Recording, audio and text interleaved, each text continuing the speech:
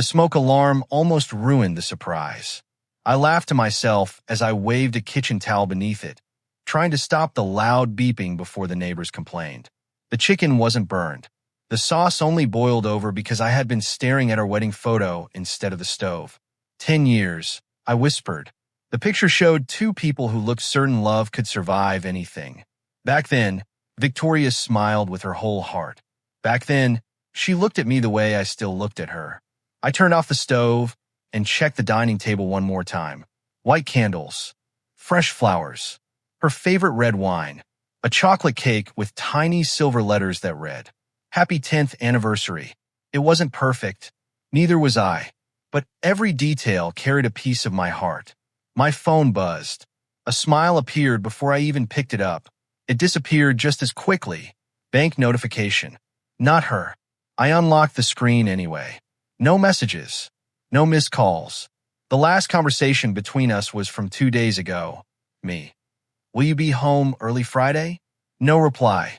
Another message. "Don't forget tonight." Unread. I told myself she was busy. That was always my excuse. Busy. Meetings. Flights. Investors. Acquisitions. Every reason sounded believable until they stacked together and quietly replaced a marriage. I carried the dinner plates onto the table and adjusted one of the candles. The empty chair across from me waited patiently, just like I had for months. The front door never opened. 6 o'clock became 7. 7 became 8. The food slowly lost its warmth. Steam stopped rising from the plates. The candles burned lower. Outside, rain tapped softly against the windows. Inside, only the ticking clock kept me company. I reached for my phone again. "Happy anniversary." I stared at the words before pressing send. Delivered. Not read. Another 20 minutes passed. I called. Her voicemail answered before the first ring finished. "Hi, it's me." My voice sounded strange, almost nervous. "I know today is probably hectic. Dinner's ready whenever you get home." A weak smile crossed my face, even though nobody could see it. "I'll wait." The call ended. So did my confidence. Daniel called instead. "You still waiting?" "Yeah." A long breath came through the speaker. "Ethan, she's in Singapore." My fingers froze around the phone. "What?" "My company works with Hayes Dynamics. They announced the acquisition today." Nobody spoke for several seconds. "You didn't know?" "No." Another pause. "Dinner's getting cold. So is your marriage." His words weren't cruel. They were honest. Sometimes honesty hurts more than lies. "You should eat." "I'll wait a little longer." "You've been saying that for years." The call ended quietly. I didn't blame him. If I were watching my own life from the outside, I'd probably be frustrated too. 9 o'clock. 10. 11. The candles finally died. Darkness settled around the room. I reheated the food twice before giving up. The potatoes turned dry. The steak became tough. Nothing tasted right anymore. I cut myself a small piece anyway. Halfway through one bite, I pushed the plate away. Eating alone on our anniversary felt heavier than staying hungry. My eyes wandered toward the wedding ring lying beside her plate. Victoria stopped wearing it almost a year ago. It's distracting during meetings. That had been the explanation. I believed her. Maybe because believing was easier than asking difficult questions. I picked it up. The gold still shined after I polished it that afternoon. I rolled it gently between my fingers. Funny, metal lasts longer than promises. Just before midnight, another notification appeared. My heart raced again. This time it wasn't the bank. It wasn't Victoria either. It was an email. From her assistant. Subject, schedule update. "Mr. Carter, Ms. Hayes will remain overseas due to the successful completion of today's international acquisition. She apologizes for any inconvenience and will return tomorrow afternoon." That was it. No mention of our anniversary. No personal message. No "I miss you." Not even my first name. Just inconvenience. I read the email 3 times. Each time it felt colder. Midnight arrived without fireworks, without laughter, without her. I quietly carried every untouched plate back into the kitchen. The sink filled with water. The dishes disappeared beneath it. The cake stayed exactly where it was.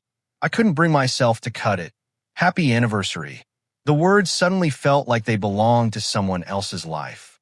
Sleep never came. I sat on the living room couch watching the city lights through the window. Every car that passed made me glance toward the driveway. Every sound fooled me for a second. Then silence returned. Around 4 in the morning, exhaustion finally closed my eyes. Only for a little while. Sunlight woke me. My neck ached from sleeping on the couch. The house looked exactly the way I had left it. Flowers, cake, cold memories. I picked up my phone. Still nothing. Not one message from my wife. Social media opened almost automatically. Her company's official page had uploaded dozens of photos. Executives smiled beside giant screens. Champagne glasses touched. Confetti filled the air. Then I saw her. Victoria stood in the center wearing the navy dress I bought for her birthday. She looked beautiful. She looked happy. Nathan Brooks stood beside her with one arm around her shoulder as everyone celebrated. Another picture. Another smile. Another toast. The caption underneath read, "A historic night for Hayes Dynamics. Thank you to everyone who made this dream possible." Thousands of people congratulated her. I stared at the screen until the letters blurred. Not one sentence mentioned what date it was. Not one sentence remembered us. I placed the phone face down. The room suddenly felt much larger. Much emptier. The wedding photo still stood beside the burned-out candles. I carried it into my hands. The younger version of me looked fearless. Certain. Hopeful. What happened to us? The question faded into the quiet house. No answer came back. Maybe there wasn't one anymore. For months I kept asking why she worked so much. Why she came home late. Why conversations became meetings. Why hugs became polite nods. Today, those questions finally stopped. Another thought replaced them, a much scarier one. Maybe I hadn't been losing her recently. Maybe I had already lost her, and I was simply the last person to notice. The sound of a car engine broke the silence outside. My heartbeat stumbled. I stood so quickly the chair scraped across the floor. Tires stopped in the driveway. A car door closed. Footsteps approached the entrance. The lock clicked. The front door opened. Victoria finally came home. She wasn't carrying flowers. She wasn't carrying an apology. A gray folder rested beneath her arm. Large black letters were printed across the front. The gray folder rested between us. It looked ordinary. Just paper. Just ink. Yet somehow it carried more weight than the house we had built together. Victoria slipped off her coat and placed her handbag on the sofa as if this were any other afternoon. No flowers. No anniversary gift. No apology. Only business. She gently pushed the folder across the dining table. I had our legal team prepare everything. My eyes stayed on the words printed across the front. Divorce agreement. The candles from last night were still sitting there. The cake had started to dry. Our wedding photo remained beside the empty chair. She noticed all of it. Nothing changed on her face. I wasn't expecting you to celebrate. A quiet laugh escaped me. I wasn't expecting divorce papers either. She pulled out a chair and sat down. Her shoulders looked tired. Dark circles rested beneath her eyes. For a second, I almost asked if she had eaten. Old habits refuse to die quickly. I know the timing isn't ideal. The timing? I glanced at the untouched anniversary cake. You missed our 10th anniversary. I know. You remembered the acquisition. Her fingers tightened around a pen. It was important. So was yesterday. She lowered her eyes for a brief moment. I couldn't be in two places. You made your choice. Those words stayed between us longer than either of us expected. Finally, she opened the folder. Our lives have changed, Ethan. I remained quiet. We've grown into different people. Still nothing. My work requires complete focus. A slow breath escaped her. This marriage has become complicated. I almost smiled. Complicated. Such a clean word for something already broken. She continued. I don't want endless arguments. We haven't argued. Exactly. That answer surprised me. We stopped talking long before we stopped loving each other. She rubbed her temples. I don't have the emotional energy anymore. You had enough energy to celebrate with your executives. It was business. Our anniversary wasn't. Her lips parted. No answer came, because there wasn't one. After several seconds, she quietly reached into the folder. There are financial arrangements. I don't want your money. The house will remain yours if you. I don't want the house. You should at least read. I already know what's inside. She frowned. You haven't opened it. I don't need to. The marriage had ended before the paperwork arrived. These pages were simply catching up. She studied my face carefully. Maybe she expected anger. Maybe tears. Maybe another desperate promise that things could still be fixed. Months ago, she would have received exactly that. Today, I felt strangely calm. Not because I wasn't hurting, because I was exhausted. There comes a moment when pain becomes too familiar to surprise you anymore. I reached for the pen. Victoria blinked. You're signing? What would you rather I do? Fight. The word escaped her almost by accident. I held the pen above the first page. You already decided. I thought you'd have questions. I've been asking questions for months. Another signature.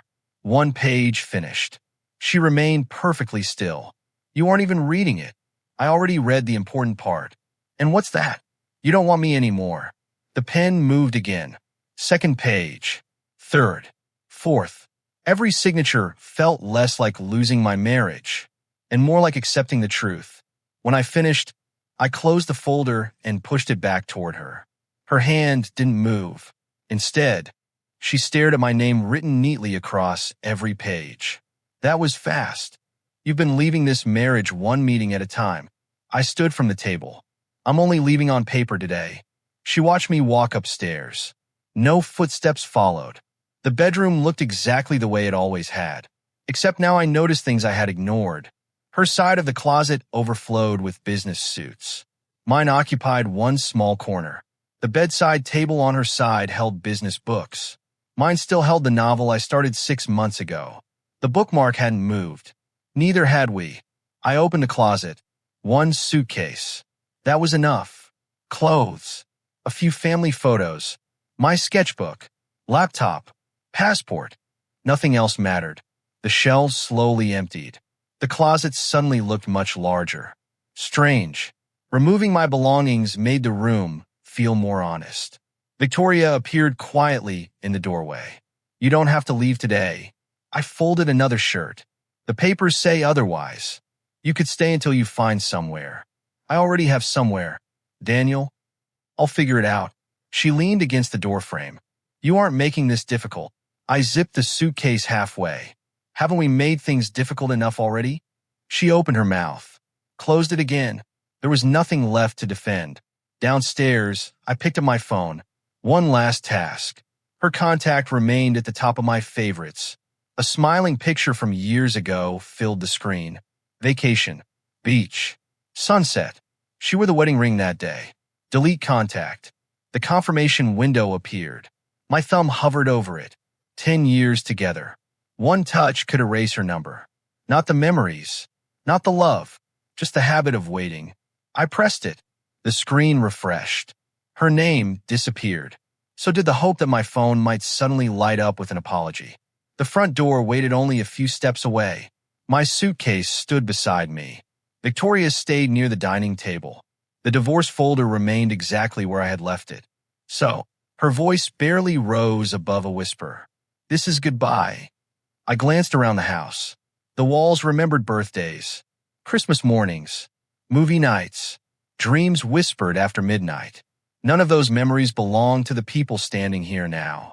I hope your company becomes everything you wanted. She searched my face. And you? I hope I remember who I was before I forgot myself. My hands settled on the doorknob. Ethan, I paused. Take care of yourself. No promise to stay friends. No dramatic speech. Just those 4 words. I nodded once, then stepped outside. The door closed gently behind me. Not slammed. Not forced. Just finished. Daniel didn't ask questions during the drive. He simply handed me a cup of coffee. You okay? I don't know yet. Fair answer. We drove through the city in comfortable silence. Halfway across town, my phone rang. Unknown number. I almost ignored it. Instead, I answered. Hello. Warm laughter greeted me. Ethan Carter? Speaking.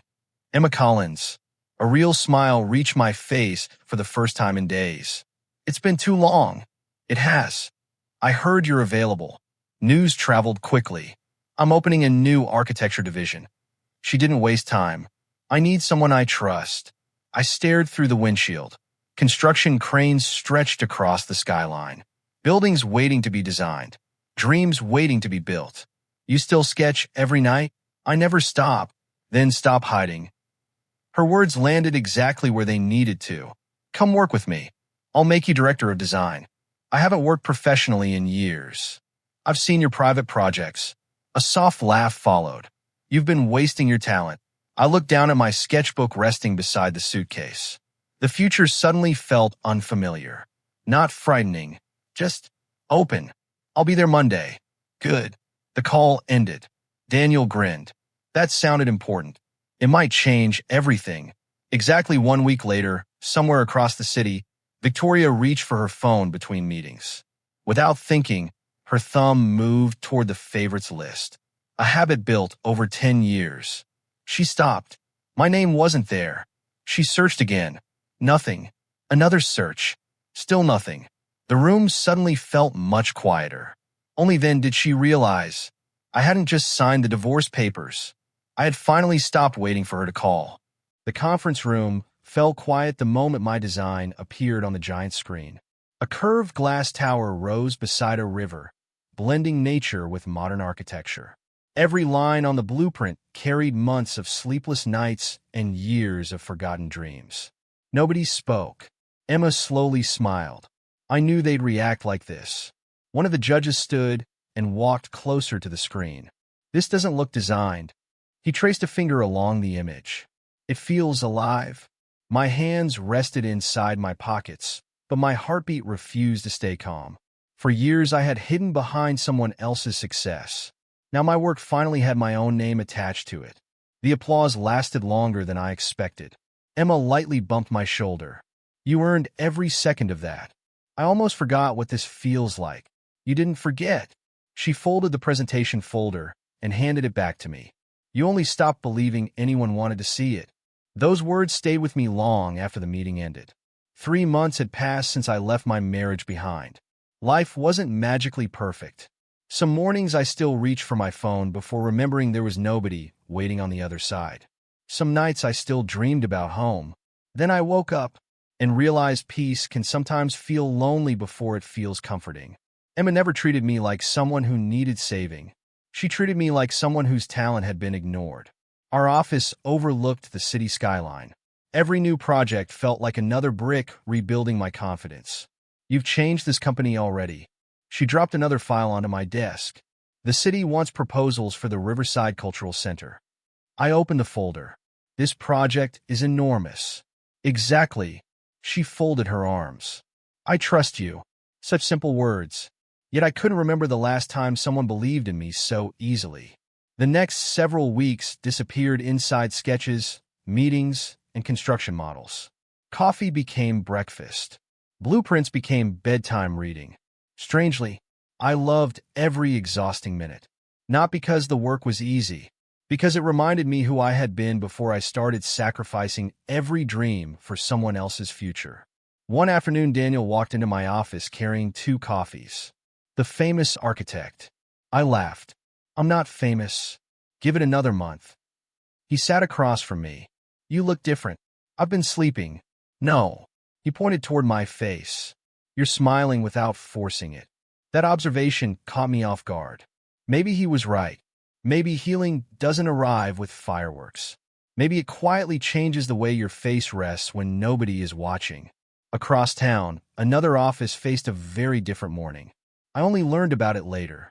Hayes Dynamics had delayed another major project. Investors weren't happy. Nathan had approved risky financial decisions while chasing rapid expansion. Problems that once disappeared before reaching Victoria's desk suddenly stayed there. There was no quiet voice reviewing every contract late at night. No second pair of eyes checking impossible deadlines. No husband waiting at home with organized notes after reading reports she never had time to finish. She had never asked for those things.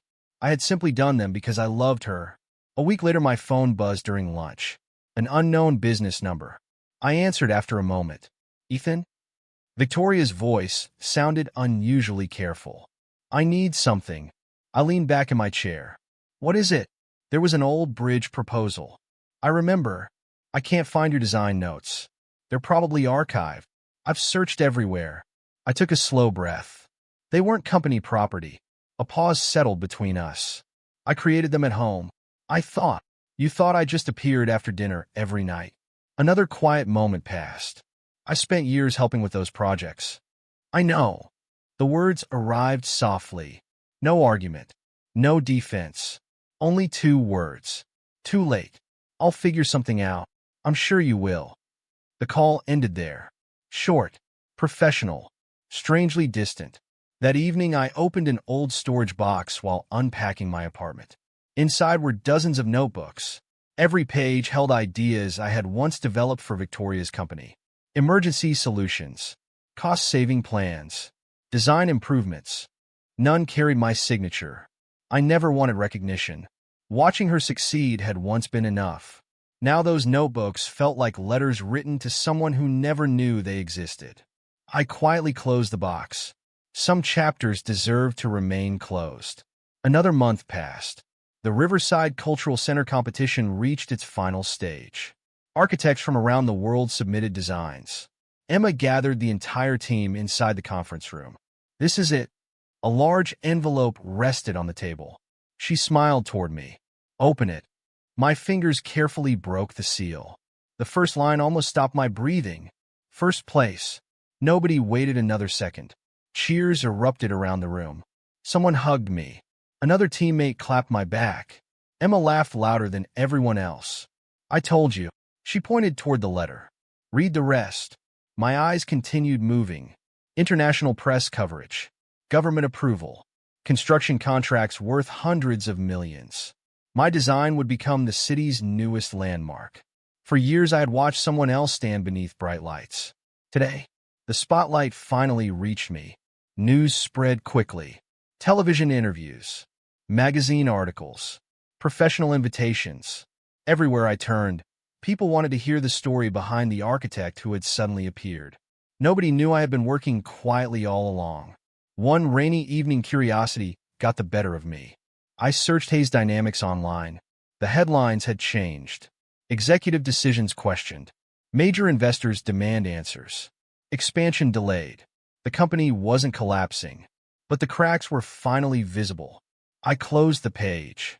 Not because I hated Victoria, because I no longer wanted my happiness measured against her struggles. Days later, another unexpected call arrived. Margaret Hayes, Victoria's mother. I won't keep you long. Her voice sounded older than I remembered. I only wanted to ask one question. I'm listening. Were you really reviewing company reports every night? I smiled sadly. Most of them. Victoria never knew. Margaret let out a slow breath. She found your handwritten notes. I forgot they were there. They solved 3 problems this week. I remained quiet. Then came the sentence I never expected. I don't think my daughter understood how much of her success belonged to your quiet sacrifices. Neither did I. Not until I walked away. The following weekend, our company held an awards gala celebrating the Riverside victory. The ballroom shimmered beneath crystal lights. Architects, investors, journalists, and city officials filled every table. Emma adjusted my tie before stepping back. You clean up well. I still prefer blueprints. She laughed. I know. The ceremony began. Names echoed across the room. Projects were celebrated. Then the host walked toward the microphone. Our next award honors the man whose vision transformed an impossible project into reality. My heartbeat quickened. The spotlight found my table. Ladies and gentlemen, a warm smile crossed the host's face. Please welcome the visionary who saved this entire project, Ethan Carter. As applause filled the ballroom, I had no idea that someone stood quietly near the back in trance, hidden from the crowd. Victoria had come without telling anyone. She watched me walk toward the stage, and in that single moment, she realized she had spent 10 years married to a man she had never truly seen. The applause had barely faded when I noticed her. She stood near the ballroom entrance, half hidden behind a marble pillar. wearing a simple black coat instead of the expensive dresses she once preferred. She didn't walk toward me. She only watched. By the time I finished thanking everyone and stepped down from the stage, she was gone. Only the empty doorway remained. For some reason, that empty space stayed in my mind longer than the award in my hands. The next morning, Emma placed a stack of newspapers on my desk. Every front page carried the same headline: Local Architect Wins International Design Award. She smiled. Congratulations, Mr. Celebrity. I'm still getting used to that. You'd better get used to interviews, too. I laughed. As long as nobody asks me to sing. She rolled her eyes. I'll cancel your music career immediately. The light-hearted moment ended when my assistant knocked on the door. A delivery for you. A small, white envelope rested in my hand. No company logo. No return address. Inside was a handwritten letter.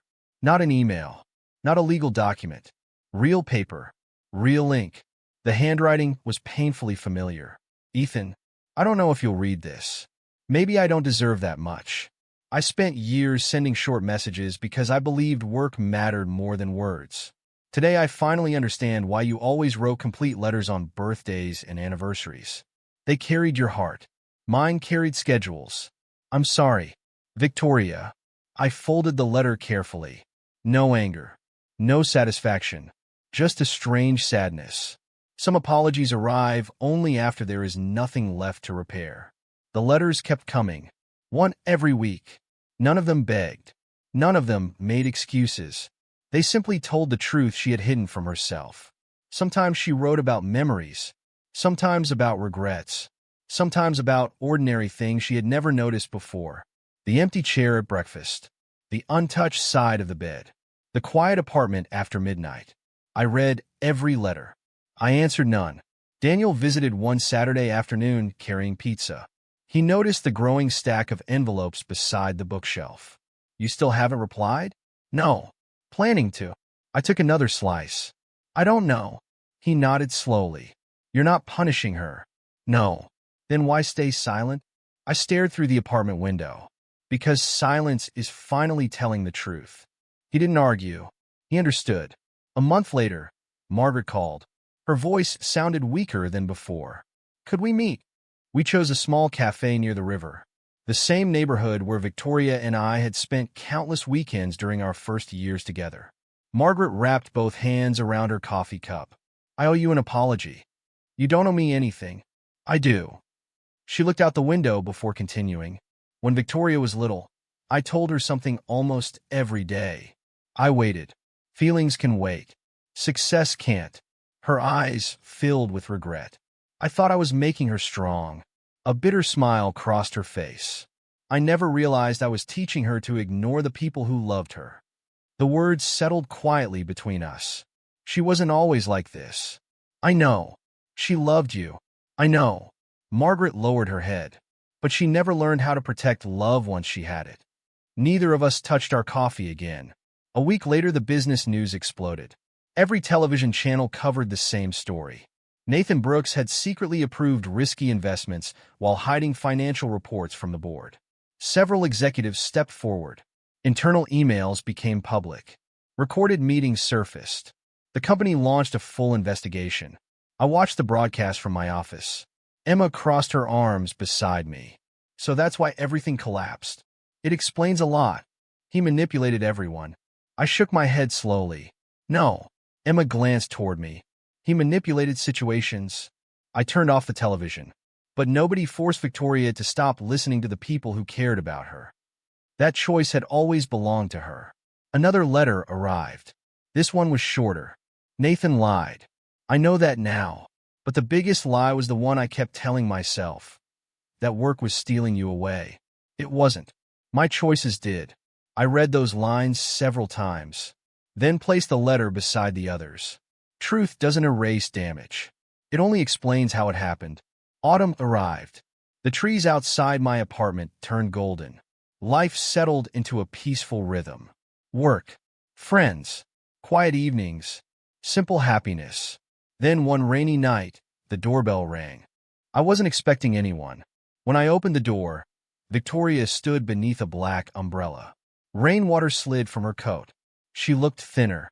The confident CEO who once filled every room now seemed almost unsure of where to place her hands. "I won't stay long." Her voice carried none of its old sharpness. "I only wanted to return something." She opened her palm. The wedding ring rested there. The same ring that had spent almost a year forgotten inside a jewelry box. "I found it while cleaning." She gave a small, embarrassed smile. "I realized I stopped wearing it long before I stopped being married." Neither of us moved. Rain continued falling behind her. Finally, I reached out. The ring felt cold against my skin. So many memories inside one piece of gold. A slow breath escaped her. I didn't understand what it meant. "You did." She frowned slightly. "You just stopped choosing it." Those words landed harder than I intended. She nodded anyway. I deserved that. Neither of us spoke for several moments. The hallway lights reflected softly against the wet floor. I visited the old park. She broke the silence carefully. "The bench is still there." I remembered it immediately. Our first date. Cheap coffee. Hours of talking about impossible dreams. I sat there alone. A weak laugh escaped her. "I finally realized why you always chose that bench." I waited. It faced the sunset instead of the city. She smiled sadly. "You were always chasing moments." Her eyes slowly lifted toward mine. "I spent my whole life chasing deadlines." She reached in her coat pocket and pulled out another folded page. Not another apology. A photograph. Our wedding day. "I removed this from my office." She handed it to me. It never belonged behind board meetings. I accepted it carefully. The younger versions of us smiled back, full of hope, certain that love would be enough. I've stepped away from half my executive responsibilities. The announcement surprised me. I finally hired people to do the work I refused to let go. How does that feel? "I don't know yet." She looked toward the rain-covered street. "The apartment is still empty." No dramatic tears came. No desperate promises. Just honest words spoken too late. She took one slow step backward. "I should go." I nodded. "Take care of yourself." A gentle smile appeared. "You used to tell me that every time I left for work." "I remember."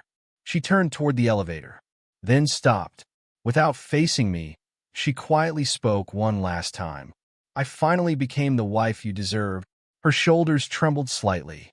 She looked back over one shoulder. "After I stopped being your wife."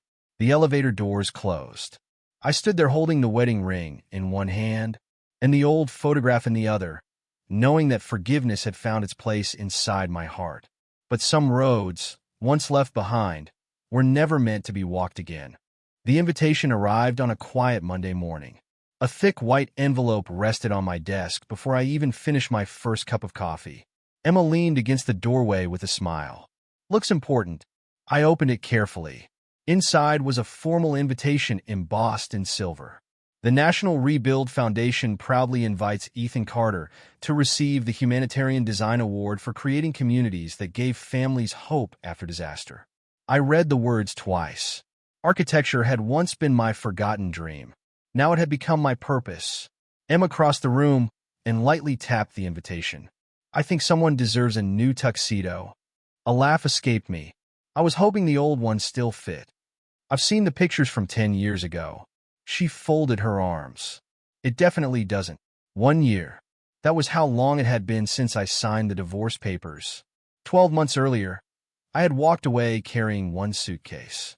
Today, I carried something much heavier. Peace. Not the loud kind. The quiet kind that grows little by little until one morning you realize your heart no longer hurts every time an old memory appears. The charity gala filled one of the city's largest hotels. Photographs lined the entrance. Families standing beside homes rebuilt after floods. Children laughing inside schools designed to survive earthquakes. Communities smiling because someone believed they deserved another chance. I paused in front of one picture. A little girl hugged her mother outside a building I had designed. Below the frame were 4 simple words. "Hope begins with shelter." My reflection stared back through the glass. Years ago, I believed success meant helping one person build an empire. Now I understood something much greater. Success meant leaving the world kinder than I found it. Inside the ballroom, familiar faces welcomed me. Architects, engineers, volunteers, teachers. None of them cared how expensive my suit was. None asked about business rankings. They thanked me for rebuilding homes, for protecting families, for remembering ordinary people. Those conversations meant more than every corporate dinner I had ever attended. Emma appeared beside me holding 2 glasses of sparkling water. "I've been looking everywhere." I got distracted. She followed my eyes toward the photographs. "You still see buildings?" I smiled. "I see people inside them." She gently touched my arm. "That's why you deserve tonight." The ceremony began. Music echoed softly through the ballroom. One award followed another. Stories of courage filled the room. Then the announcer called my name. Walking toward the stage felt strangely familiar, yet completely different. Last year I stood beneath bright lights proving my talent. Tonight I stood there because my work had changed lives. The applause felt warmer, more meaningful. I accepted the award carefully.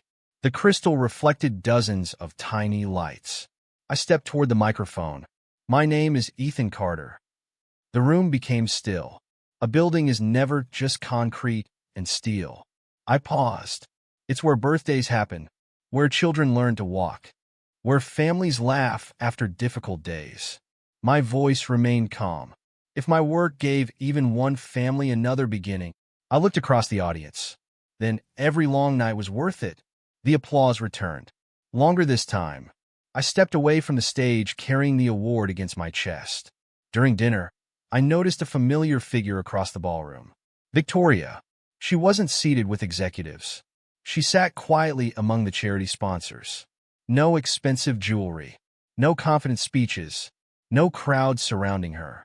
She applauded politely whenever another volunteer received recognition. She looked peaceful, older somehow, not in years, in understanding.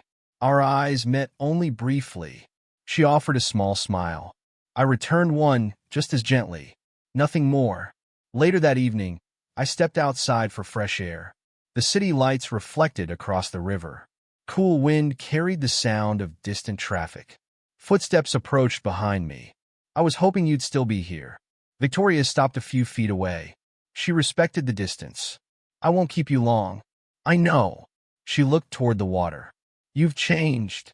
"I think we both have." A quiet smile crossed her face. "That's true." Neither of us rushed to fill the silence. There was no awkwardness, only honesty. "I sponsor tonight's event every year." She slipped both hands into her coat pockets. "I never actually attended." "What changed?" "I wanted to see the man everyone kept talking about." A soft laugh escaped me. "And they weren't talking enough." I smiled politely. She continued. "I heard volunteers describing how you stayed on construction sites after everyone else went home." "I was only doing my job." "No." Her eyes glistened beneath the city lights. "You were doing what you've always done." "I waited. You always stayed." Those words carried more emotion than any apology ever could. She slowly reached into her handbag. The wedding ring rested inside a small velvet box. "I know you gave this back to me." She carefully placed the box on the stone railing. "I don't think either of us should carry it anymore." I opened it. The gold reflected the moonlight. 10 years of memories inside one circle. I gently closed the lid. "It belonged to 2 people." She nodded. "It can't belong to only one." I left the box exactly where it was. Neither of us reached for it again. Victoria folded her arms against the cold night air. I still remember our anniversary. Her voice almost disappeared beneath the wind. Not because of the flowers, not because of the dinner. I listened quietly. I remember it because that's the night I failed us. She took another slow breath. "But there is another date I can never forget." I already knew which one. "Our divorce." Her eyes lowered. "The day I lost the one person who always chose me first." No tears fell. She didn't need them. Regret had already become part of the way she carried herself. I turned toward her completely. "There was a time I thought losing our marriage destroyed my life." She remained silent. "It didn't. It taught me something." "What?" "That loving someone should never require abandoning yourself." She closed her eyes for a brief moment. "I wish I had understood that sooner." "So do I." The answer wasn't cruel. It was simply true. She smiled through the sadness. Do you hate me? The question lingered between us. No. Can you forgive me? I already have. Hope briefly appeared in her eyes. Then I quietly continued. Forgiveness isn't the same as going back. The hope faded. She accepted it without arguing. I know. Music drifted outside as guests continued celebrating inside the ballroom. The night no longer felt heavy. It felt complete. I want to thank you. The words surprised her. For what? For the years we shared. She frowned slightly. They weren't all bad. They gave me beautiful memories. I smiled gently. They also taught me self-respect. She nodded. And that lesson saved my life. The first light of dawn slowly appeared beyond the river. The sky turned soft shades of gold and blue. A brand new morning quietly replaced the darkness. I glanced toward the horizon. I should go. She didn't ask me to stay. She didn't ask for another chance. Instead, she offered one final smile. I'm glad you found the life you deserved. I picked up my award, and I hope you find peace. She remained beside the river while I walked away. I never looked back.